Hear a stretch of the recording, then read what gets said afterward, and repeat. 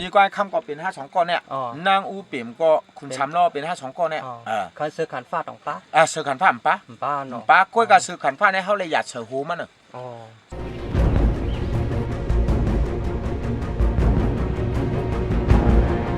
ในเขาดีมาอยู่จ้อมมา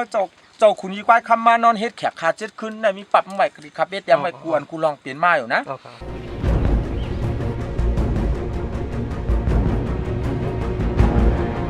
ที่เขาจับยินในกินจากคาเฟ่ลัดนั่นน่ะยามาเป็นกิน5 เม็ดเขากิน50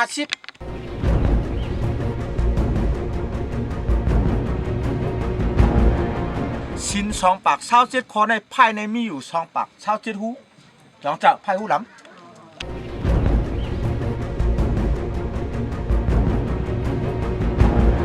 นางอูเปี่ยมในมันเป็นเจ้านางลูกอันดีเมืองศรีลังกามาใต้ศรีลังกา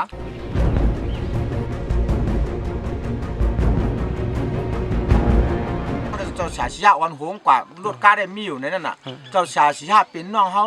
เป็นน้องก็ที่2ก็ป้า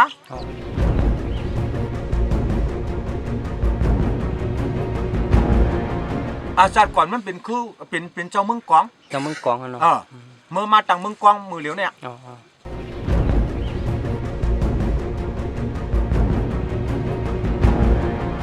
ข้าบ้านได้มันเกิดแล้วเนาะมันเกิดข้าดินเดิมเกิดมันเกิดแท้ตั้งเจ้านั่งอะไรห้ามเกิด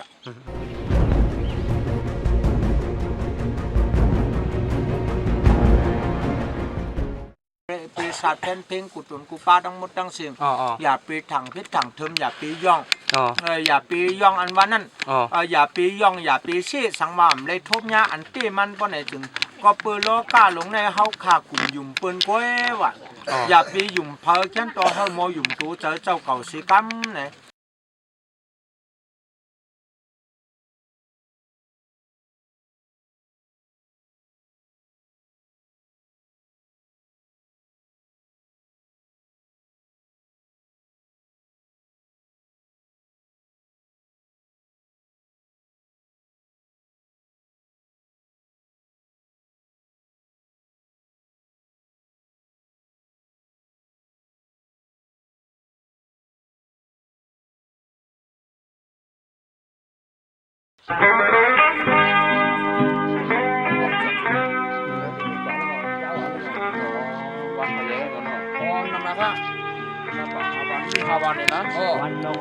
เนี่ยตั้งหลายก่อนเนาะดีกว่าแล้วตั้งหลายคนนึงวันนับบังนั่นวันนับบังเอาวันกลับมาเจ้าวันมาได้เสื้อหาตึงพี่วะดีกันดีด้วยลองเสื้อหาเลยเนี่ยผ่านปันมาเลยตั้งเลยผ่านวิ่งมีปืนซื้อห้องเกสีนั่นจะดินดังนั่นใช่ปะดังอ่ะอะไรทำไปแล้วตีก่อนอะไรตีก่อนอะไรอ่ะยาวบุหรี่ชัวร์เลยกำมาขึ้นอ่ะแต่กำนึกว่าร้องให้กำมาสังก็นึกว่าร้องนั้น30 กำเจ้ากินต่างก็ยังเจ้าชี้ห้ายุ่งนะเนาะบ้านไหนเนาะเนี่ยที่การมีหลวงเป็นเนี่ยใจกว่าเมย์ทำครับมันไหนก็ใจถึงหันก็อยู่กิ้งไหนเนาะก็ไปกิ้งไหนเปลี่ยนมาเนี่ยเราหลังอะไรเนี่ยชื่อกันแล้วนะก็มันหมดทำก่อนมันหมดต่อมันอย่าได้ทำมันมันรัดต่อมันทำรัดต่อเขาเนาะยังยิ้มหมอไวสอนเหมือนกันน่ะผู้เขาจะกันรู้โอ้เต็มยาเลย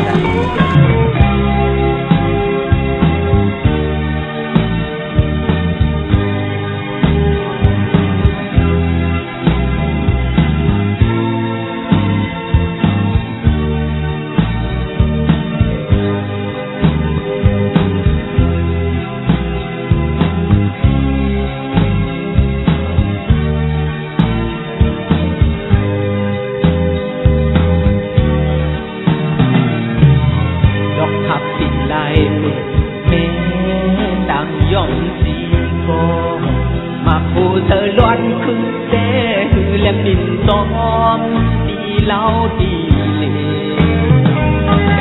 เกิดแรงปันไทยจงเมืองฮาวานอำโมซานลืมเศร้าคือพี่น้องเมืองเกิดชุมยังนี้ลูกอะไรมากกันแน่อยู่ที่ไหนฮะ อ๋อค่ะอ๋อค่ะมีดังหันถึงจึงหือจึงหันเนี่ยฮะดีอยู่เนาะดีอยู่ยำฮะเนาะปวดมาโหอินอ๋อค่ะอ๋อค่ะดีอยู่ยำฮะเนาะอ๋อค่ะอ๋อค่ะอ๋อค่ะเมียจึงหือต้องใครนี่ต้องจำใครนี่อันดียามทบมาญาติก็ญาติรู้ดีๆค่ะคำมาในก็ปังผินปังผมผินปังเขาก็มีสีเดือนนะต้องเชียงให้เต็มใหม่เต็มค่ะเต็มเขาเต็มเงินเขามีสีเดือนไหนในเลยมาหรือมาต้านที่ค่ะมีเผาฟองหนองตะกาหู้ไหนเผาไหนมีเผาฟองไหนจีเนี้ยด้วยต้องจักเผาในเผาไหนเจ้าอาร่องมาไกลฮะ ในฮะลูก เจ้าเสียอะไรก็ เจ้าเสียอะไรนั่น เจ้าชาไรไหน เจ้าเสียมึงเขา แนมน่ะ นั่งเดิน มาไกลค่ะ ในเจ้าชาหนอ นั่งลาวค่ะ อ๋อในลูก เจ้าเสียสีห้าค่ะ อ๋อ4-5อยู่กันไรฮะ มึงน้องอ๋อในหลอดในเป็นซึ่งเหรอในหลอดใน ลูกอ่อนล้ำฮะ คือขันข้ามาไตเป็นค่ะ อ๋อก็ในหนอเสือขันฟ้าหนออ๋อค่ะเฮ็ดสังไรฮู้ว่าเป็นเสือขันฟ้ามาตายเป็นกันละ ยังเป็นเจ้ามึงจุ่มนังตะไลหันว่าเกิดในหลอยหาตัวลามันเกิดมึงกุนกล้วยในกุนกล้วยในทางเป็นเชียงหันกะเลี้ยงเหช่างนางปีหาปังเนี่ยกะหาตัวเลยกะทบเห็นเลยก็ขึ้นกะฮับมากค่ะอันตัวเต้มีหลายขนาดตัวเดียวต้องมีมีขนาดอ๋อขยอมีหางไงมีตัวเต้แน่นอนเจอขัดฟ้ามาตายเป็นฮะเนาะค่ะเดี๋ยวมันหลอนก็ในหลายๆเรือนนะฮะนี่แหละค่ะก็หาอะไรเดินไป3 วันไม่ใครกันเนี่ยอ๋อค่ะอ๋อเจ้าค่ะเนาะลำมดเนาะเจ้าค่ะคนปอดด้วยเนี่ยกดต้องในเนี่ยพอก็มาด้วยในกำไรลิตรเหมือนอยู่นี่เนี่ยทุกข้าหลอนวันนี้ได้เจ้าย้ายให้ค่ะย้ายให้ค่ะเจ้าเจ้าจ้างเขาใครหันค่ะย้ายให้ค่ะเจ้าอ๋อก้อนในนอที่เสือขันฟ้ามันตายเป็นมั้งนะเจ้าค่ะอย่าติดใครเป็นเงาค่ะเป็นใครผู้ใครหันค่ะเป็นปีนางเป็นน้องก็ไหนเป็นปีนางเนาะเป็นปีนางก็น้องในมือกว่ามาในหลายวันนะฮะ20 วันเนาะเป็นก้นสาตีดังน้ำคำเนาะทำฮีฮู้ตัวเองว่าเป็นตัวเก่าว่าเป็นนางอุเปมเนาะต่อให้ตอบไรครับพ่อถามต้องตอบไรคะหน่วยก็ยังพูดค่ะครับผมหอนั่งมีอะไรอะไรอยู่อะไรอยู่ที่หอเจ้าหอเจ้าแน่นอนครับโจมขนาดเป็นทางคำบ่หมอรัดก็กระจายเดี๋ยวในวันตามแบบมุ่งหน้าทะเลอยู่ตรงที่มันก็เห็นเสื้อทั้งขาทั้งคู่ตั้งเจอเสียแหลกขวัญน้ำมันมีขวาเฮ็ดไทยก็อะไรมีขวัญมากดื้อหรือต้อนเก่ามาทั้งหมดดังเสียเฮ็ดสวนก็อะไรมากดื้อหรือต้อนเก่ามาทั้งหมดดังเสียกินถึงตัวปัดถึงไปเถอะทุกเก่าของใครมาสร้างได้นั้นคุณเจ้าคุณเมียวเสียแหลกป่องจอมที่เย้าในๆต้องมาเป็นเปิงสร้างอันไรสร้างปรมีมาได้ก็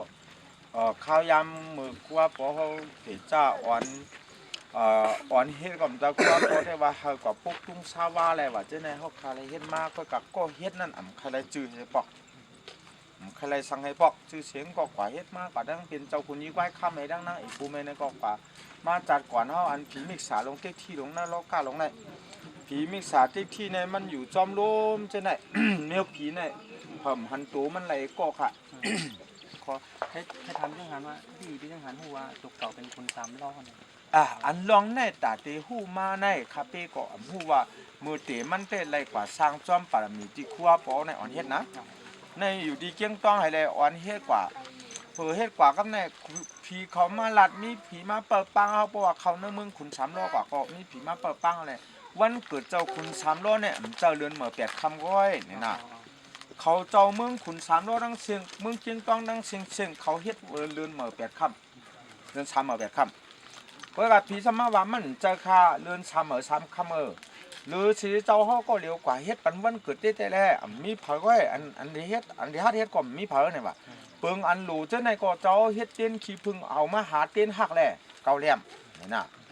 ข้าก็ฮู้ว่ามันเป็นตัวคาเฟ่ว่าเต้นหักไรเกาแหลมในกว่าหามาขี้พึ่งเกาแหลมคำไหนเงินเนี่ยเอากว่าปัน27,000ก้อยเนี่ยว่าเฮาไรมาเงินเก่าก็แคบ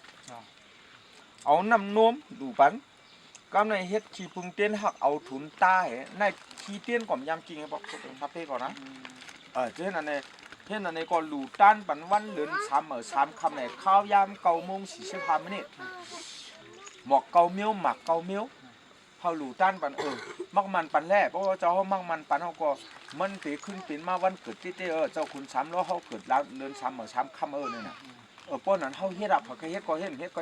เพื่อเอากว่าแรงเงิน27,000ครับเนี่ยนะก่อนกว่าซึ่งว่ามันป้อสำหลูก็เงินเก่ากวักเนี่ยมาอยู่ดีกินวันกันกูก็เจ้าน้ำเจ้าลิ้นเจ้าลมมันบ้างเจ้าเขาจักค่ะ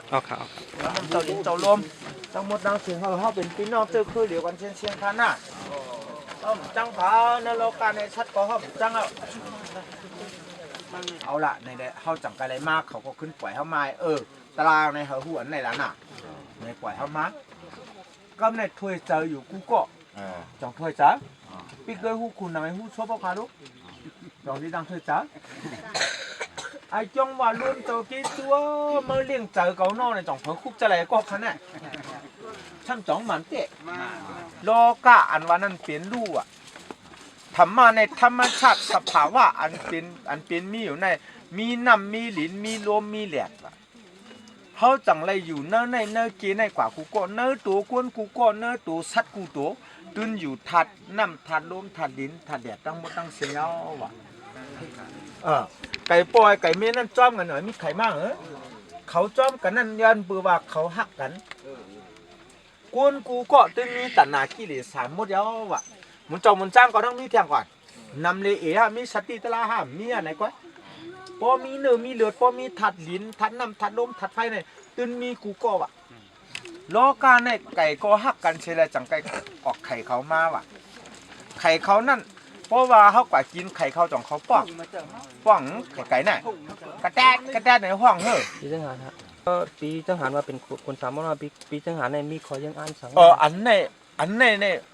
มีคอยังอ่านสังขารนะก็เปิดว่าคุณ3ล้ออันนั้นได้ลึกลำลองอันเจ้าถามหน่อยนะก็เปิดว่าถามว่าอันนี้เป็นล้อกี่รวยออกเลยหยานก้อยขันนะก้อยกะอันคาเฟ่เขาเป็นมาเต้ว่าเจ้าอันไหนเป็นลองว่าอันเจ้าเก่าเลยสร้างปรมีมาเข้ายาม10 ปีไปมือ2 เฮง5ไรกว่าแผวอองที่เจ้าซื้อผึ่งเงกลางลายกว้างมูเจ้าซื้อผึกอันมีเมืองยังในเป็นปืนเจ้าสือผึกเงกลางลายสือผึกนั่นลูกดีเมืองนางว่องนั่นนางว่องในเป็นนางคือว่องลูกยิงเจ้าว่องตาหมอดเสแลจังไกเกิดมาพอเกิดมาเย้าซ้ำอ่ำจังให้ถือที่ว่าเป็นคนเหลี่ยมงามก็จึงซ้ำเป็นคือเจ้าว่องที่ว่าเป็นเจ้าว่องจึงซ้ำตาหมอดวันในขณะจังว่าอันในปืนมันในเกิดมาว่าบ่เป็นนั้นลูกยิงในว่าปล่อยลองน้ำลูกเอาตีไรขัดผ่องลองตีไรมือจอมห้องน้ำตีไรมือจอมปีต่างกาลาเขาคุณผีสีเจงเป็นหน้าเมืองเขาเฮาคัดตักให้ก็มือนั่นเปิ้นมีสัจตลาเปิ้นเหมือนมือเหลียวพอเป็นมือเหลียวได้กำไข่กว่ากำไข่กว่าเนี่ยให้ข้องให้น่ะ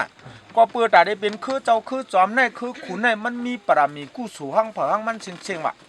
หลายป้อจะคือเจ้าจังเอากันอันว่านั่นป้อกู้สู่อย่าจังเตะหน้าเฮือนเลยจังเตะจอมคือขาอันนั้นนะเจ้าในมีเมตตาเจ้าในเจ้าถูเน่าก็ใครปันน้ำมาย้อนกินถูเน่ามาอินนู่นเอากันน้ำเลยมันเห็นไหมจ้องจัดมีถูลินก็ขย้อนถูลินโปลิงอินนู่นเอากันน้ำเลยห้างเฮาน้ำหนาวเมื่อกินดีเฮือนแทงไรเนี่ยในปืนเจ้าอันว่าในตาดียืนปันก็เจ้าเนี่ยเจ้าว่าตาดีย้อนมากก็ย้อนสูมากก็อันในเป็นเจ้าขาตัวเจ้าก็เจ้าขาเมืองว่างแล้วมือจูปู่สูแลดูก็เนี่ยว่ะ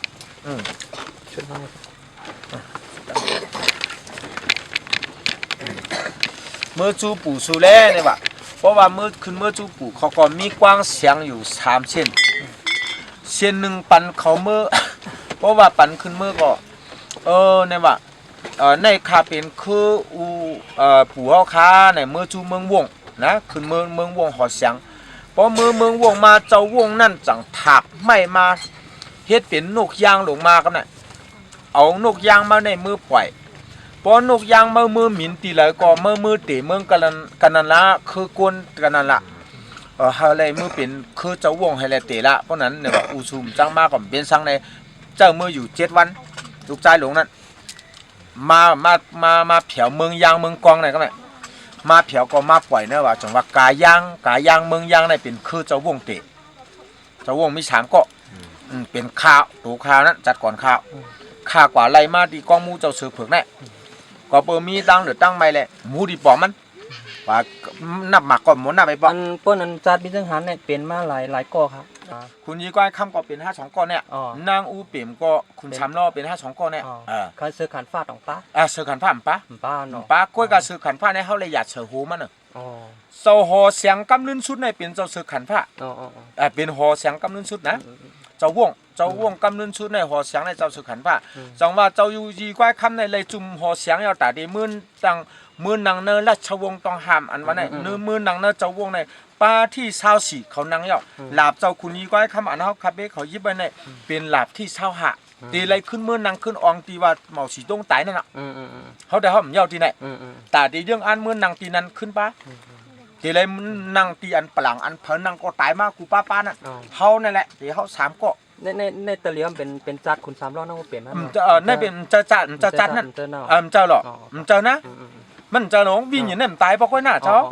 ลาวในปกติมาเตะเป็นก้นเลยฮะอันไหนคะใครหูนะครับอันนี้ได้เพอจ่องหูว่าอันคุณ3ล้อนั่นเปลี่ยนขึ้นกว่าเกินว่าจ่องจัดในที่เป็นวิทยาศาสตร์อันนังเป้าตั้งเสียงในที่เป็นวิทยาศาสตร์ที่ปันความต่อปุกธาตุธรรมะเสียงลองถามดูว่าในเป็นไอน์สไตน์วิทยาศาสตร์อันสูงสุดในลงลายมือกว่าเยาพุทธพระเป็นเจ้าลาดกว่าเสียงเยา